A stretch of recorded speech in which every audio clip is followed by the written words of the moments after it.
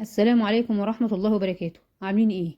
هنعمل النهاردة مع بعض البوريك المصري مش التركي يا بنات. هنعمله دايب واحلى واطعم من شغل بره، وهتعرفوا قد ايه البوريك ده سهل وخطواته بسيطة. كانت امي بتعمله لنا زمان، كان لازم ده اساسي مع الكحك والبسكويت. يلا بينا نشوف الطريقة، بس قبل ما نبدأ يا ريت تحط لايك وتشير لكل حبايبك، واللي لسه ما اشتركش يا ريت يشترك. نسمي بالله ونصلي على الرسول. اللهم صل وسلم وبارك عليك يا سيدي يا رسول الله. انا معايا هنا بلح يا بنات، اللي هو بيبقى طري. بحطه في قلب المكنه بتاعه البسكويت وبفرمه زي ما انتم ما شايفين كده. بركب لها الموز بتاع الفرم وافرمه كده، لان انا بصراحه ما بحبش اشتري العجوه من بره، بتبقى بتقرقش وما بتبقاش حلوه. وشفت والدتي الله يرحمها كانت بتعمله كده، فانا بالتالي بعمله زيها بالظبط وما بغيرش الطريقه دي ابدا. انا عامله كميه كبيره علشان انا عايزه اشتغل بيها في حاجات تانية. بشيل الباقي في الفريزر. حطيت عليها معلقتين من القرفه، وحطيت عليها معلقتين من السمنه وثلاث معالق من السمسم، وقلبتهم زي ما انتم ما شايفين وعجنتهم وكورتهم كده، وهسيبهم في التلاجة بحيث لما اجي اشتغل الاقيها جاهزه معايا. وعندي هنا كيلو من دقيق الضحى هنشتغل بيه. حطيت عليهم 3 معالق من السمسم، وحطيت عليهم معلقه كبيره من الخميره، تكون ممسوحه يا بنات، ما تكونش كبيره، تكون 10 جرام. ومعايا معلقه صغيره من البيكنج باودر 5 جرام، ومعلقتين من السكر البودره. تمام كده. وهبدا اقلبهم زي ما انتم ما شايفين كده، واحطهم في العجان. انت بالنسبه لك لو ما عندكيش عجان هتعملي ده كله بايديكي. ومعايا سمنه سايحه بلدي، اللي هي جاموسي اعزكم الله، 500 جرام يا بنات. تمام كده. هنزل بيها على المقدار وابدا اخليه يشتغل في الوقت ده يا بنات. بسوا زي ما انتم عايزين على ايديكم، لو مفيش عجان بسوا بقى تعجنوها بصوا زي ما انتم عايزين، مفيش اي مشكله.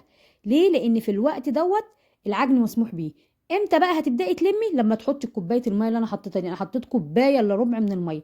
خدي بالك الفيديو هنا انا مسرعاه، انا مش عامله جامد، حتى انا هبدا ابطئه لكم عشان تبقوا تشوفوه معايا. اهو بصوا كده يا بنات، بدات اقلل السرعه عشان تاخدوا بالكم ان انا بعمل بالراحه. تبداي تاخدي قطعه من العجين وتدمجيها ما بين ايديكي. لو ما شققتش يبقى كده تمام، كل المقدار كده معانا مظبوط، ما تضيفيش اي حاجه. لقيتيها مشققه بس رجعي ادمجيها بين ايديكي تاني، وهي هتشتغل معاكي وتبقى زي الفل باذن الله. تمام كده. وكورتهم، انا عملت الكرة 20 جرام وحطيتهم في طبقين، وبدات اشتغل من الطبق الاولاني. باخد انا العجينه وافردها دايره، وابدا اجيب الكوره بتاعه العجوه. انا عملت الكوره يا بنات 7 جرام او 8 جرام في الحدود دي. انت حسب بقى ما انت ما عايزه ايه، تصغريها او تقلليها، دي حاجه ترجع لك. وفردتها زي ما انت ما شايفه كده بايديا. في طريقتين: الطريقه الاولانيه تعمليها بالشوكه كده وتشتري دماغك، ما توجعيش دماغك بقى بالنقش. لو انت مش حابه مش هياخدوا في ايدك 10 دقايق. والطريقه التانيه بقى اللي هي النقش بتاعت اختكم اللي بتحب توجع دماغها، لان انا بحب بصراحه النقش جدا. عايزاها ساده هتطلع معاكي برضو زي الفل، ما فيهاش اي مشكله. وانا هنقش معاكم كده الكحك يا بنات، وهقول لكم على كام معلومه وانا شغاله في النقش. انت بس خدي بالك من النقشه وشوفي شكلها الجميل. ولو عايزه تعملي النقشات دي تمام، مش عايزه زي ما قلت لك اشتغلي بيها ساده وخلاص، برضو هتطلع معاكي حلوه وزي الفل. يا بنات، انا لما جيت اضيف السمنه ضفتها ساقعه، ما ضفتهاش سخنه. لو انا ضفتها سخنه مش هحط الخميره مع الدقيق، هطلع الخميره بره وهحطها في قلب كوبايه الميه، علشان السمنه لو سخنه هتبوظ الخميره معايا ومش هتخليها تشتغل، البكتيريا اللي فيها مش هتبقى نافعه خلاص. فانا بشتغل الخميره بحطها في قلب الدقيق، لاني انا بشتغل بيها بارده. هشتغل سخنه يبقى هطلع الخميره بره مع الكوبايه بتاعه الميه او كوبايه اللبن. واهم حاجه يا بنات في البوريك دوت، لانه برضو يعتبر من نواعم العيد، انا ما كنتش نزلت لكم الفيديو دوت. برضو مش عايزين فيه عجن، يا دوبك بتلمي بايديكي كده وبتلمي بصوابعك بس. لان البوريك ده يا بنات انا عايزاه دايب، مش عايزاه زي القراقيش. لو اتحول معاكي القراقيش تعرفي ان انت عجنتي فيه كتير.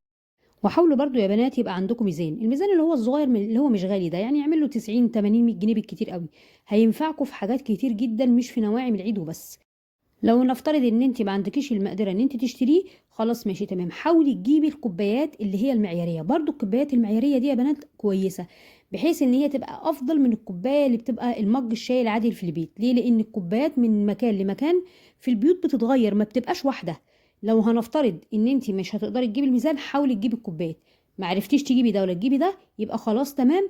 جيبي بقى كوبايه واحده تعايري بيها كل شغلك وتبقى موجوده عندك دايما، اللي هي ال 200 جرام يا بنات. مش عايزاكي تجيبي كوبايه كبيره جدا او كوبايه صغيره جدا. حاولي بقدر المستطاع ان هي تبقى 200 جرام. هتقولي طب انا هعرفها ازاي دي يا سوما؟ هحاول ان شاء الله في مره من الفيديوهات اجيب لكم الكوبايه واجيب لكم شكلها واعايرها لكم بالملي، واقول لكم بتاخد قد ايه، بحيث ان انتوا لو بتشتغلوا تبقى عارفين هتحطي قد ايه سمنه، هتحطي قد ايه سكر. والكوبايه دي تخليها على جنب وتشتغلي بيها على طول. مع اني والله من الافضل ان انتوا تشتروا ميزان او الكوبايات المعياريه.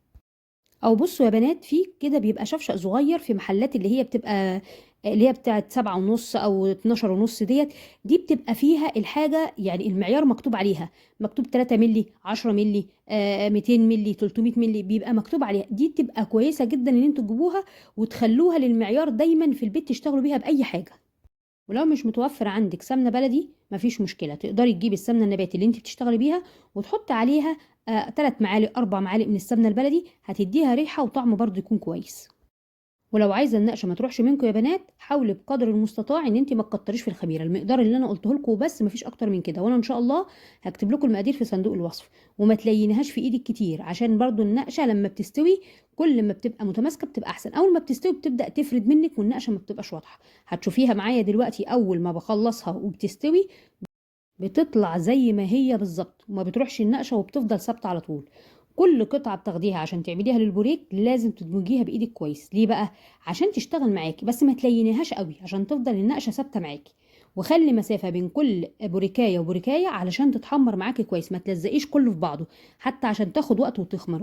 والبوريك يا بنات بياخد له ساعه يخمر فيها قبل ما يدخل الفرن. انا كده كده طبيعي باخد وقت في التشكيل، فعلى ما بخلص اخر صاج بكون واخده اول صاج اسويه. بتولعي الفرن قبلها بحوالي 10 دقايق، وبتحطيه على الرف الاوسط على درجه حراره 200، وبيقعد معاكي في الفرن من حوالي 15 ل 20 دقيقه، وممكن اكتر وممكن اقل.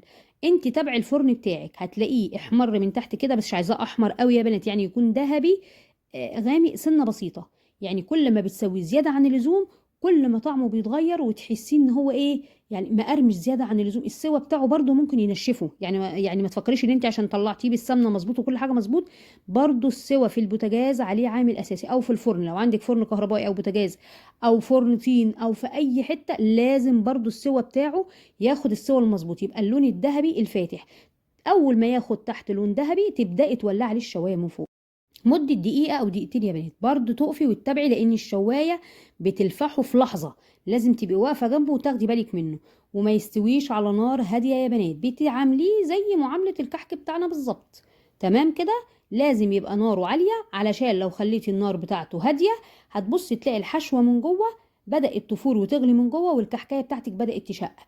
ليه؟ لأنك انت هديتي عليه النار.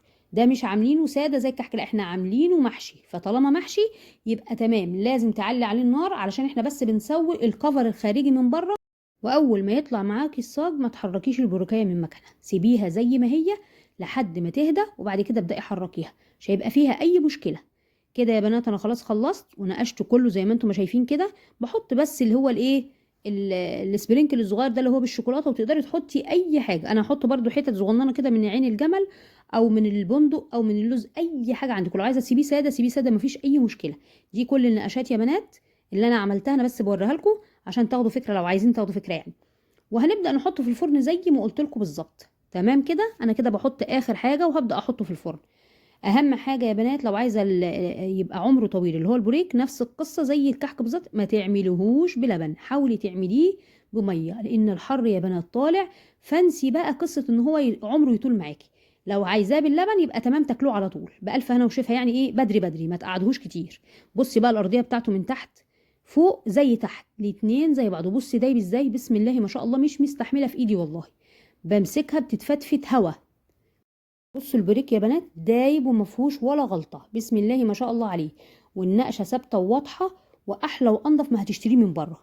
وتقدروا يا بنات تحفظوها في علبة محكمة الغلق، وعشان بس الأتربة، لكن هي عامة لو سبتيها بره ما بتنشفش، الزبدة اللي فيها أو السمنة اللي فيها مخلياها طرية وبتبقى زي الملبن. لو عجبكم الفيديو يا بنات ما تنسوش تحطوا لايك وتشيروا لكل حبايبكم، واللي لسه ما اشتركش يا ريت يشترك. واشوفكم في فيديو جديد ووصفة جديدة، واترككم في رعاية الله وأمنه، والسلام عليكم ورحمة الله تعالى وبركاته.